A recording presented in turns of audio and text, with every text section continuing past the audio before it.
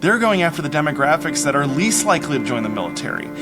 They're more focused on recruiting people based on the color of their skin. They're more focused on recruiting more women into the military rather than just recruiting the people that are primed and ready to go, the people that are jumping at the gun to go serve their country.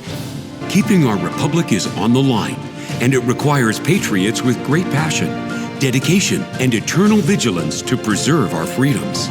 Jenny Beth Martin is the co-founder of Tea Party Patriots. She is an author, a filmmaker, and one of Time Magazine's most influential people in the world. But the title she is most proud of is mom to her boy-girl twins. She has been at the forefront, fighting to protect America's core principles for more than a decade. Welcome to the Jenny Beth Show. Welcome back to the second part of my conversation with Terry Schilling of the American Principles Project.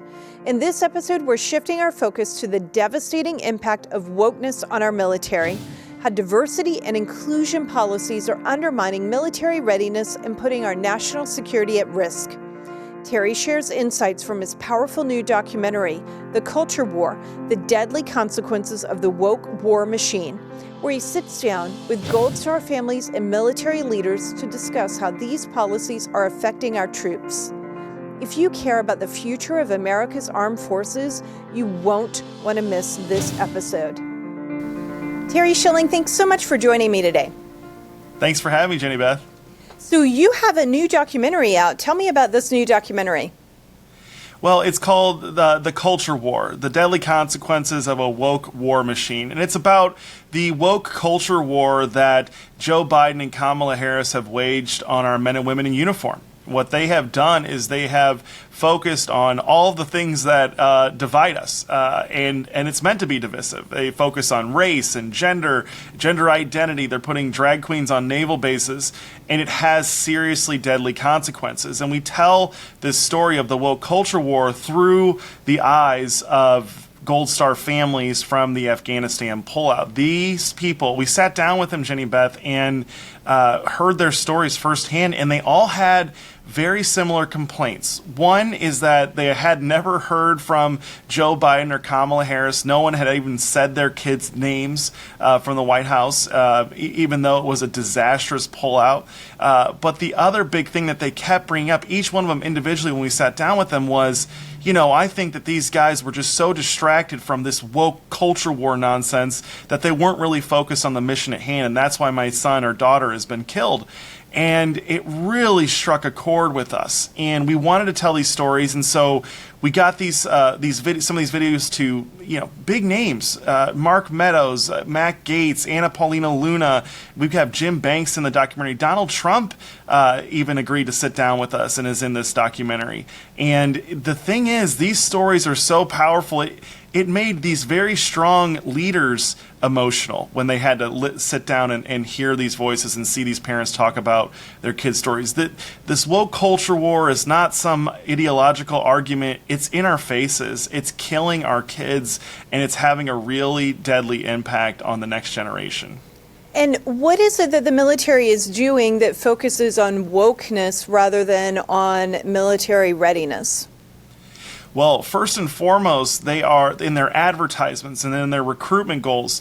They're not recruiting people that are just want to serve their country. They're actually trying to recruit people based on demographics, right? And it's not demographics that would be ideal to join the military or demographics that are most likely to join the military. In fact, they're going after the demographics that are least likely to join the military. They're more focused on recruiting people based on the color of their skin. They're more focused on recruiting more women into the military rather than just recruiting the people that are primed and ready to go, the people that are jumping at the gun to go serve their country and serve a greater purpose than just themselves. And it's all because of what's hot to trot in the news cycle, this diversity, equity, and inclusion nonsense. And there's been a real shift from focusing on killing the bad guys, killing the people that are trying to kill us and that would take over this country in a heartbeat if they could.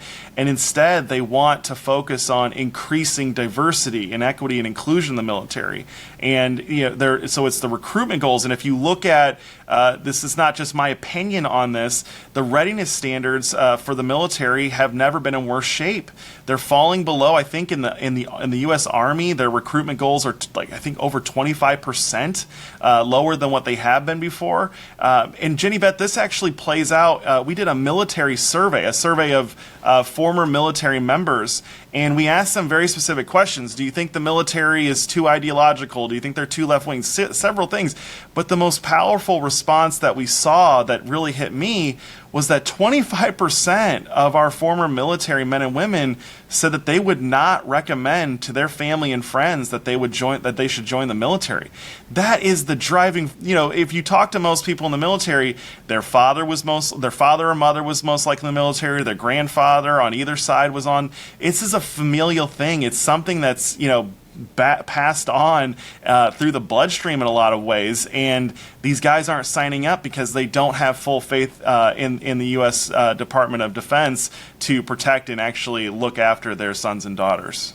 I've seen that as I've traveled around the country. I noticed it beginning in early 2022. I was in Las Vegas, Nevada, and I was speaking with a person. It wasn't about military readiness at all, but this lady was former military. Her husband was former military, and I believe that he was a combat veteran.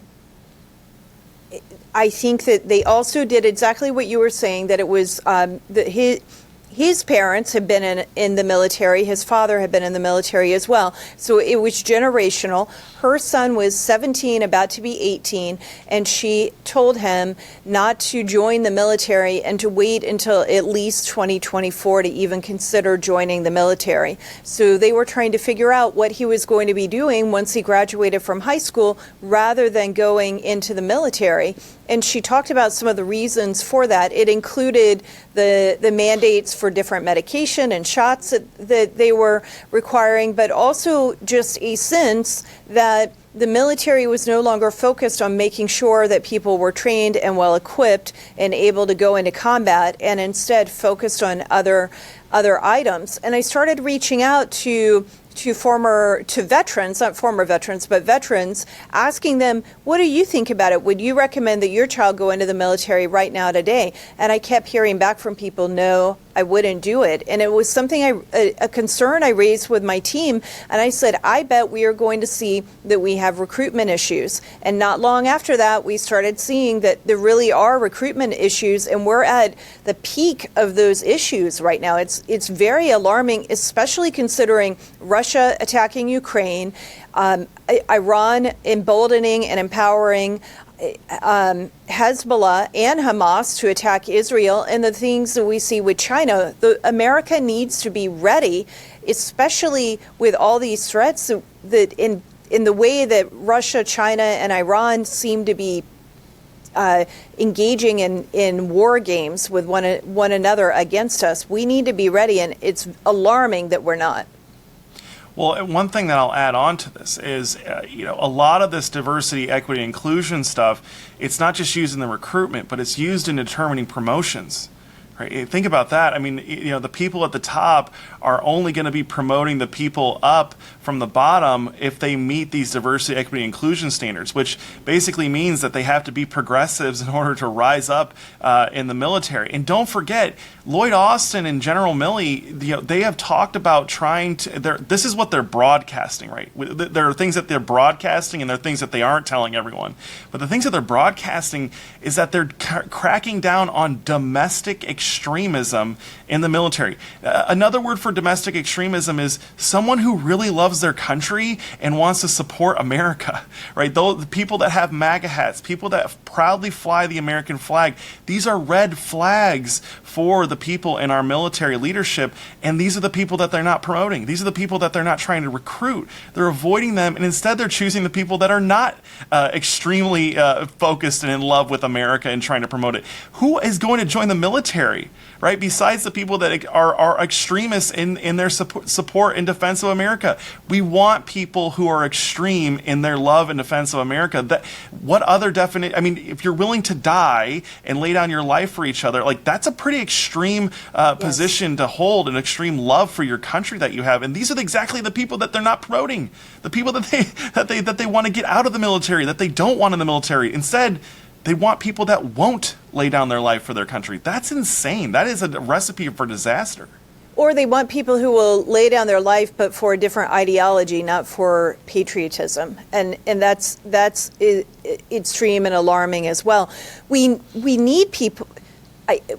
We need the people. You're exactly right. What you just said. The people in the military are the people who love the country and are the most patriotic because they are the very sacrifices they're willing to make so that we don't have to make those sacrifices. And they should be respected for that, not treated the way that we're seeing from the military today. No, that's right. And one thing, when President Trump, he sat down with us for 45 minutes for this documentary, and I had two real takeaways. One is that, my goodness, this man really does love this country, and he's exceptionally smart and knows just exactly what he's doing. They paint him as if he's just this radical, dismissive guy that a bull in a china shop almost. But he's actually very thoughtful. He's actually very nuanced. When we asked him, for example, what his plans were to weed out wokeness in the military and if he was concerned about it, he was very careful to point out the distinction between the men and women joining the military, the people that are, actually soldiers on the front lines.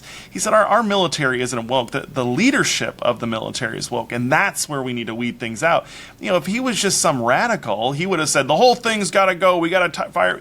No, but he's nuanced. He knows what he's talking about, and he's smart.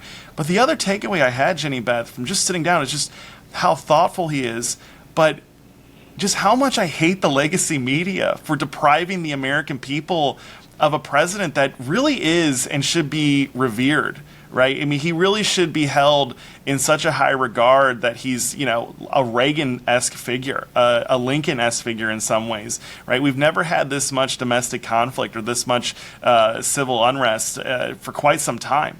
And President Trump is truly a great figure in American history, and because the legacy media has their own agenda and they disagree with his, they've just totally slandered the guy. And they've really, it's not just deprived him of his reputation, they've deprived the American people of having a relationship and getting to know this guy more. I mean, everyone that says that this guy's a racist or white supremacist or a bigot or whatever, Nazi, whatever they're accusing him of, they're really missing out on someone that is actually incredibly thoughtful, loves this country, and really has good policies that will most likely benefit them a lot more than the elites that are ruining this country.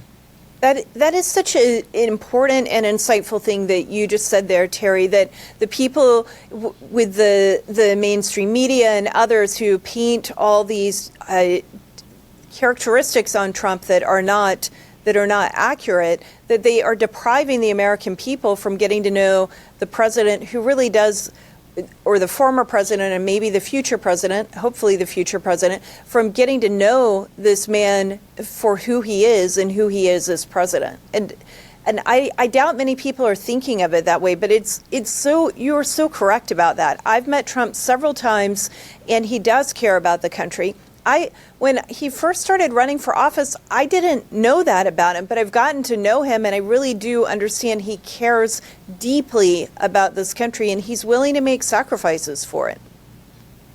That's right. And the third thing that really stood out to me is just how curious he is. I mean, he asks so many questions, not just about what's real and what's not. He asks us what we thought about things. Right, like here's a guy who's a multi-billionaire, former president of the United States, and he's asking Terry Schilling, whose dad was a pizza guy, from Quad Cities, Western Illinois. He's asking me what I think about, what's happening in our kids' schools with children and against parental rights. He's asking me what I think about policies in the military and what should happen. I mean, he's actually curious. He's constantly soliciting feedback. I'm not the only person that experienced. I've talked to other people that have met with him, and they all have very similar stories. Yeah, he solicits a lot of opinions. He wants a lot of ideas and arguments.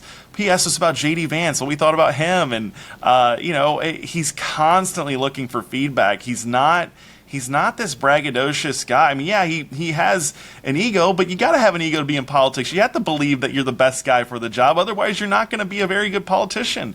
But he really does solicit people's advice and opinions in a way that I haven't experienced with dozens of politicians that I've had to meet with in the past several years. You're right about how he solicits opinions. I met with President Trump at the White House in the middle of, it was in early July in 2020, in the middle of COVID lockdowns. And it was a roundtable meeting about schools and reopening schools. And there were several doctors and several cabinet members. The vice president was there. Both Mrs. Trump and Mrs. Pence were there. And then school administrators, teachers, and college, I think a college president was there as well. I was invited to attend as a mom, in addition to the work that I do with Tea Party Patriots Action, but I was invited both as that, but mostly as a mom who was very concerned about getting schools back open. And I'd been very, very active in that almost immediately upon the closure of the schools. And he went around this table, and there were probably 60 people sitting at the table, maybe 50. It was a lot of people. And it was set up in a big, huge rectangle, and every single person spoke. The meeting went on for several hours, and he listened to every single person. And I wound up speaking longer than I intended, but there was no rush to cut me off. He thanked me for the input. He pointed over at my kids and said they must be proud of me. And the thing that really struck me about that, he was listening. He just was sitting there listening to everyone and getting all of that information so he could go make decisions. No, right. And everyone has known for so long just how corrupt D.C. is and how out of touch D.C. has gotten and how there's a real system. I mean, he ran, his original campaign was all about draining the swamp. And there's so many people that have just gotten suckered and duped into the messages and propaganda from the swamp, right? It's not just D.C., it's the legacy media in New York, in L.A., in Chicago, all these major cities. There's a whole ecosystem of that's run by our elites in this country that is just eating up America alive, and they are willing to lie, cheat, and steal, and kill, right? They're willing to kill. They start terrible wars to kill people to keep on to their power, right? These are evil people, and they're all lying. We finally had someone that came to this town and was like, what the hell is going on? And, there's so many people that just took the message of the legacy corrupt media hook, line, and sinker. It's insane, but it's so powerful. But it just means it makes it even more important for why we need to take back this election and win the White House and take back the Senate and expand our gains in the House. That is exactly right. I want to just comment on one thing that you said, that a distinction that President Trump said that I think is very important.